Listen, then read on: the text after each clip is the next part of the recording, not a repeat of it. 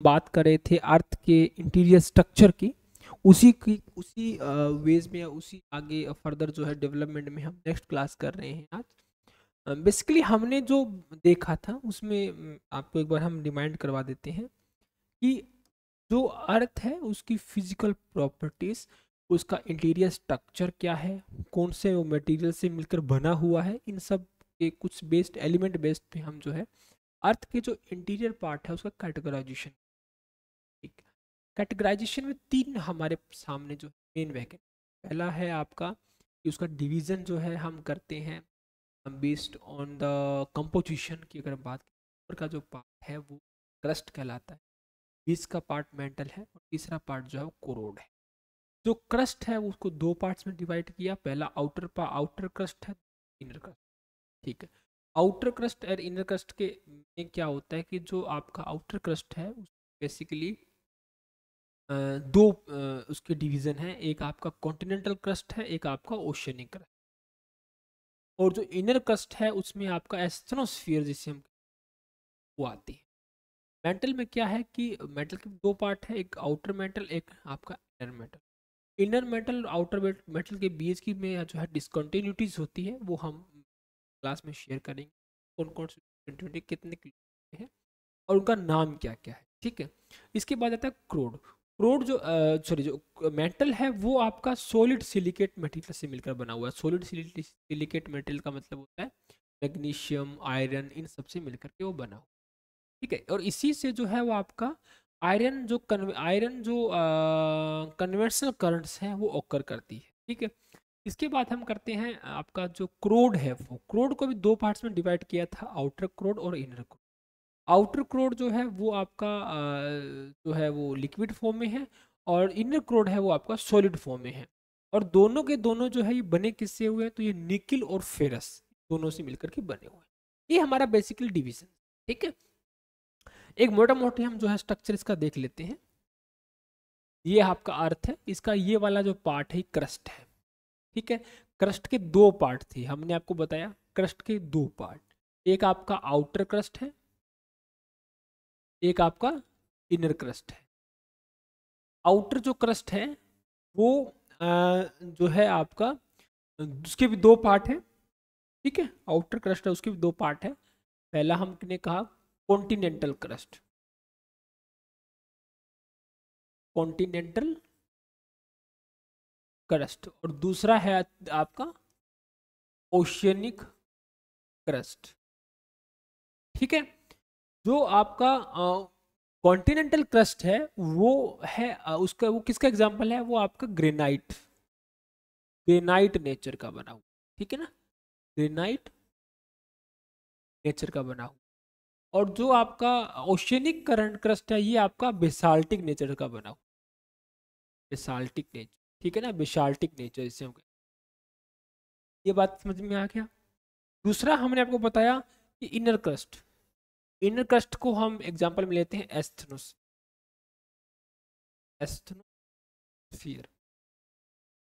एस्थनोस्फियर का जो नेचर है वो आपका सेमी लिक्विड आप कह सकते हैं या सेमी सॉलिड, इसे आप सेमी लिक्विड कम सेमी सॉलिड ये आप इसको कह सकते हैं। ठीक है ना, इसका ये नेचर है। ओके, तो ये हमने कहा ये आपका क्रस्ट का पार्ट है। Got it. क्रस्ट का जो बाउंड्री है वो इसका एवरेज जो थिकनेस है वो कितना है, वो 30 किलोमीटर। पहली बात समझ में आ गया। और सामान्यतः हम इसको जो लेते हैं यानी क्रस्ट की जो बाउंड्री जो हम लेते हैं वो हम लेते हैं अपर का 0 से 10 किलोमीटर रीजन है ना, ये वाला हम।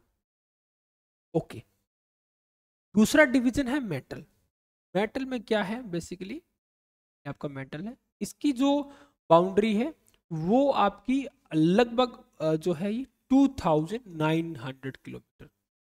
हमने पहले भी आपको क्लास में बताया था कि 2900 किलोमीटर की जो बाउंड्री है, इसमें मेटल है उसके भी दो पार्ट है, एक है आपका outer metal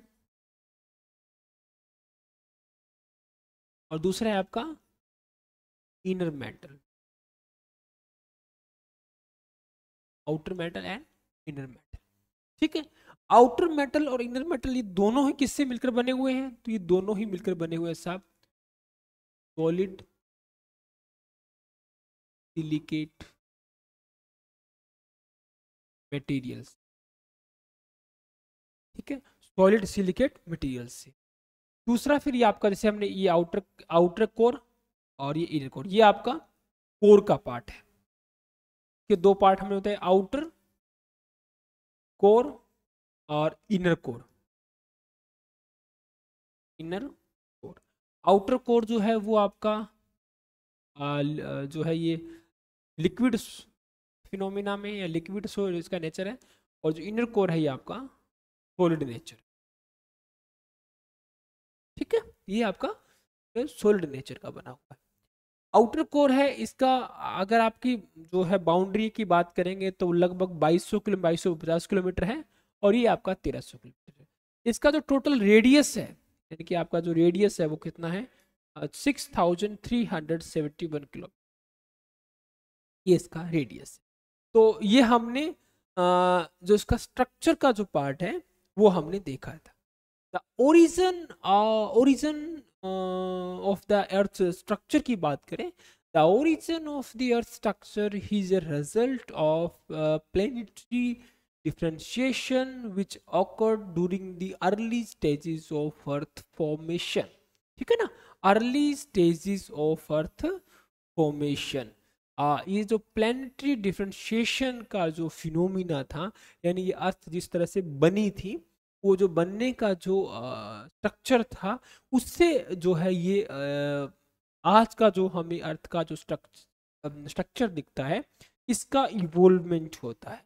initially earth was a molten mass, first of all earth was a molten mass, and as it is cooled denser materials, iron, nickel sunk to the center, while lighter materials, the silicate, form the crust। Okay, सबसे पहले अगर इसका initially structure की बात करें हम, तो ऐसा माना जाता है, ऐसा हाइपोथेटिकली ऐसा सोचा जाता है कि जो अर्थ है पहले एकदम आग का गोला था।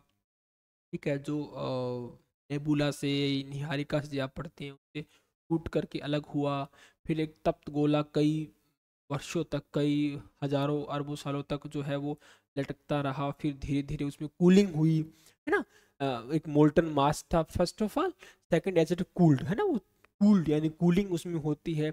या जब कूलिंग होती है तो जो जो डेंस मटेरियल है या जो डेंस पार्ट है वो आपका शंक करता है किसकी तरफ, जैसे कि ये आपका अर्थ है, तो इसका जो अपर पार्ट है ये वाला, जब कूलिंग हो रही थी तो ये क्या कर रहा था, शंक कर रहा था।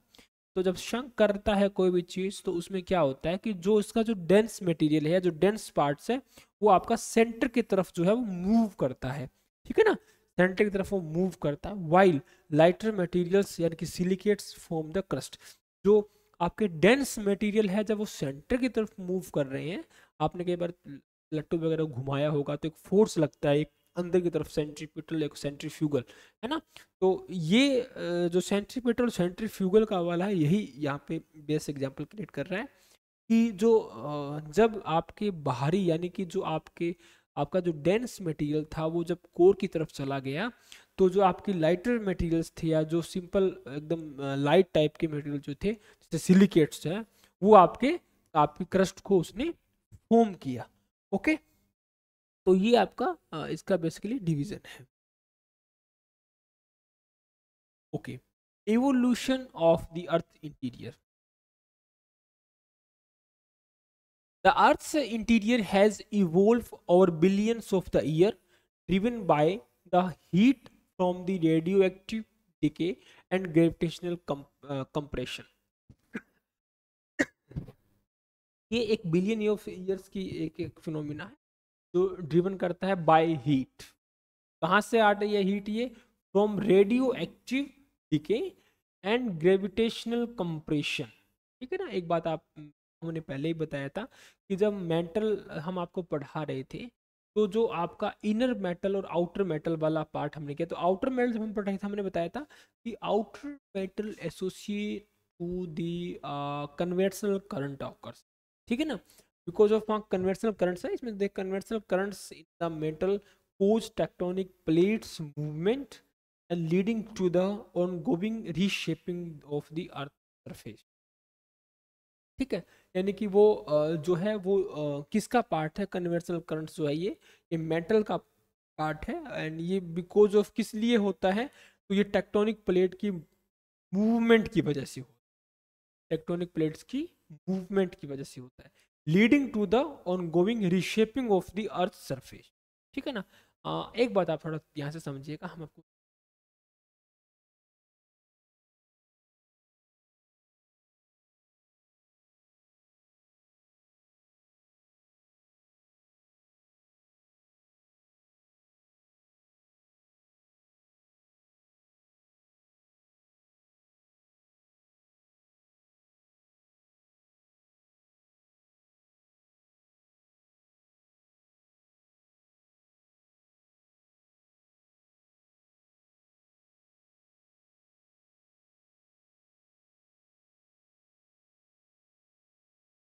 ओके। एक बात थोड़ा आप हाँ शायद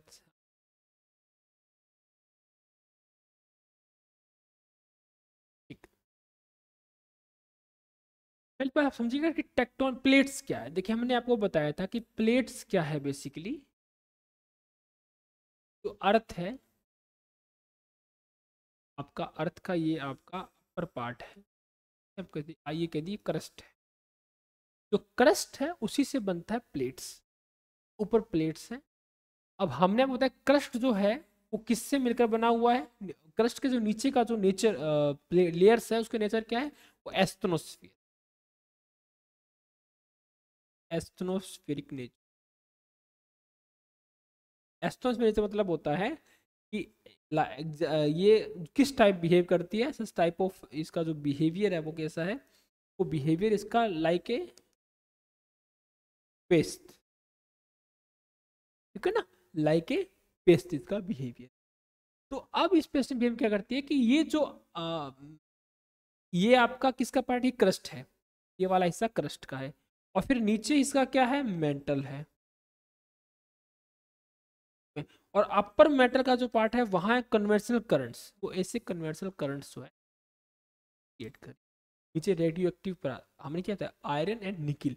आयरन एंड निकल जो है वो किसको जो है ओरिजिनेट कर रहे हैं, वो कर रहे हैं कन्वेंशनल करंट्स को। जब कन्वेंशनल करंट्स जो है वो क्रिएट हो रही है, तो इससे क्या होगा कि ये जो हिस्सा है एस्ट्रोस्फियर का, ये मूव करेगा। जब एस्ट्रोस्फियर का ये मूव करेगा, तो इसके ऊपर की जो प्लेट्स है वो भी क्या करेगी अपने साथ, वो मूव करेगी। ठीक है ना। तो यहाँ ये क्या कह रहा है, conventional currents in the mantle cause tectonic plates movement leading to the ongoing reshaping of the earth surface। Okay. और अर्थ का जो इंटीरियर है पार्ट है इन्वॉल्व्ड बाय ऑर्बिटेंस, यहाँ देखिए driven by the heat from radio active decay and gravitational. आपको I think इस बात आ गई हो। Okay, now conclude. A study of the Earth's interior structure provides a valuable insights to the geological process, volcanism, earthquakes, and plate tectonic. ठीक है, तो the understanding to the Earth's formation and evolution is a crucial for the predicting the future of geological events। ठीक है ना, जब आपके पास अर्थ का एक पिक्चर होगा, उस पिक्चर में आपके पास एक फिनोमिना की एक लिस्ट होगा कि किस तरह से कौन सी जो इवेंट्स है वो हो रही है, तभी तभी ना तो भाई आप जान पाएंगे कि किस तरह से अर्थ है ये बिहेव कर रही है। ठीक है ना। अर्थ का जो है अर्थक्वेक कैसे आ सकता है, जियोलॉजिकल टाइम स्केल क्या है, कौन से टाइम पे कौन सी घटना घट रही है। ठीक है ना। वोल्केनो का क्या स्ट्रक्चर है, वोल्केनो गोल हो सकता है, वोल्केनो का कौन लोकेशंस है, यहाँ पर वोल्केनो आ सकता है, वोल्केनो अगर प्लेट बाउंड्रीज क्या है, बाउंड्री का बिहेवियर कैसा है, वो बिहेवियर है तो उसका इफेक्ट कैसा पड़े, इफेक्ट कैसा हो, ये सब जो प्रिडिक्शन सब जान पाएंगे। तभी ना जान पाएंगे जब आपके पास एक बेटर एक होगा होगा तभी आप इसे कर पाएंगे। ठीक है, तो ये हमारा जो है क्लास में मेजर पार्ट हम कवर किया है अर्थ का इंटीरियर, है ना, अर्थ का इंटीरियर स्ट्रक्चर। और जो अर्थ का डिवीजन क्या है, और डिवीजन में भी हमने जो है वेरियस वेरियस एस्पेक्ट स्टडी करने की कोशिश किया है कि हम किस तरह से डिवाइड कर सकते हैं, कौन सी प्रॉपर्टीज है, कितना किलोमीटर का रेंज है, ये सब